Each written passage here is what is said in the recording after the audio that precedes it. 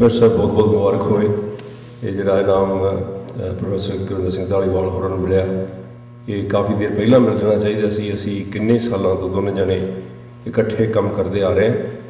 बेशक असी वक्-वक् फ्रीकुएंसी से काम करते हैं, पर साडी विचारां दी सांझ, साडी आपसी गलबात, आपसी तालमेल हमेशा बनया रहा तो बनया रहेगा। और जिद तक इस इनाम का तल्लक आ, मैं साहब जो पहली बार भी मिले से मेरे चेते आ कि एक रैली में संबोधन करदे हुए पात्र साहब के कुछ शेर पढ़ रहे सन। मैं उन्होंने जानता नहीं सी। मैं सर सुखदेव सिंह ढिल्लों होरां नूं पुछया भी ये नौजवान कौन है।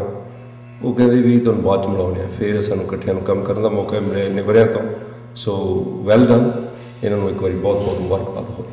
थैंक यू साहिबान, आज बैसाखी का दिन है।